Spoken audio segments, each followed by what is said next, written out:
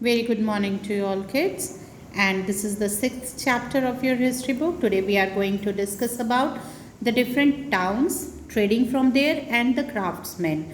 We all know that in the medieval period, जो rulers थे, जो डायनेस्टीज जिन लोगों ने रूल किया medieval period में, they gave a stability to the society. Okay, because they ruled for so many years. तो जब ज़्यादा समय तक उन लोगों ने रूल किया, they worked a lot for the economy. They flourished the trade, they gave attention to the welfare of the people. तो जब इस तरह की स्टेबिलिटी आई तो ट्रेड बहुत ज़्यादा फ्लरिश करने लगा.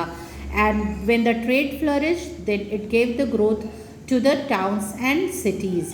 जो बड़े बड़े विलेजेस थे they also developed, okay, because they got the raw materials, the craftsmen and the other resources from these villages, and they started getting connected with the big towns, okay, and these were divided into different types of towns. So in this chapter we have to discuss about the different types of towns depending on the chief activities, means the main activities which were going on in these cities or the towns. उन activities पे base होकर के अलग अलग तरीके से towns को divide किया गया in medieval period. Okay, the first one is the capital or the administrative, जो उस सेंट्रल प्लेस का कैपिटल होता था जहाँ से पूरे एडमिनिस्ट्रेशन को संभाला जाता था.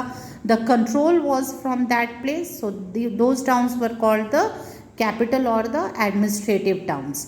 Then the second one were the port towns like the Surat and Goa. Port towns means from where all the ships and the trading activities were done. जहाँ से waterways facilitate होते थे, जो समुद्र के किनारे थे वैसे बसे हुए शहर, they were the port towns. And for example you can take Surat and Goa. The third one is pilgrimage towns. Pilgrimage towns were those places which were situated nearby the religious places. जितने भी धार्मिक स्थल हैं जो आज हैं वही आज से सैकड़ों हज़ारों साल पहले भी थे वही धार्मिक स्थल.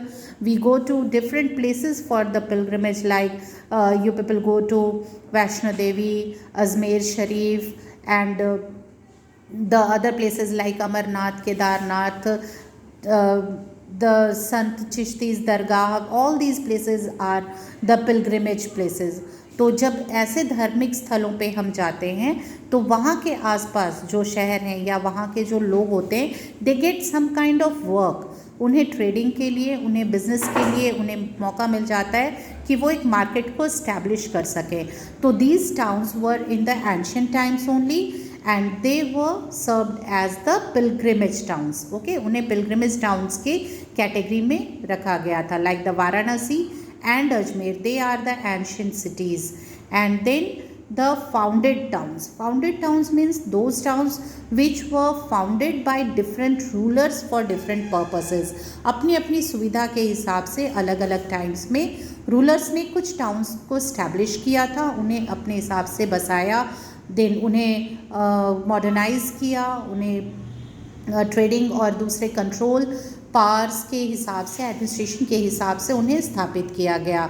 सो these were the founded towns like Tughlakabad and Murshidabad. Okay, and then comes the trading towns. वैसे शहर जो ट्रेडिंग जहाँ बहुत ज़्यादा होती थी, जहाँ पे अगल बगल के विलेजेस से, एरियाज से ट्रांसपोर्टेशन ईजी होगा, वहाँ रॉ मटेरियल्स ईजीली अवेलेबल होंगे, वहाँ लेबर्स बहुत ही आसानी से मिल जाते होंगे, और जहाँ से वाटरवेज और लैंड के थ्रू दूसरी जगह पे जाना और आना, लोगों का इंटरैक्शन बहुत ज़्यादा ईजी होगा. सो इस तरह के जो टाउन्स थे उन्हें ट्रेडिंग टाउन्स कहा जाता था, like the Lahore and the Masulipatnam. Okay, so these are the 4 types of towns which were divided on the basis of the chief activities which were done there. So we will learn in detail about all of these in our chapter 6, this chapter which we are dealing right now. So first we have to talk about the administrative or the capital towns. Capital towns जो थे वो सबसे ज़्यादा importance रखते थे क्योंकि यहाँ से सारे एडमिनिस्ट्रेशन को कंट्रोल किया जाता था, ये सेंट्रल प्लेस पे होते थे. And like today if we talk about Delhi, ठीक है, तो जितना भी मेजर डिसीजंस हैं like for the national securities and the other rules regulations, all they are passed in the parliament, all the important offices are there, the ministers they all live there.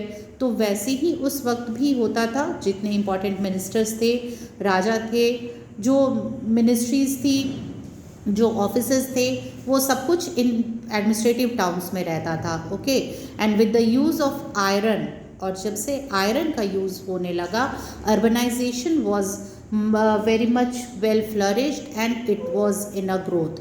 Okay, so it led to 16 महाजनपद, और यही जो towns थे फिर धीरे धीरे 16 महाजनपदों की स्थापना की गई.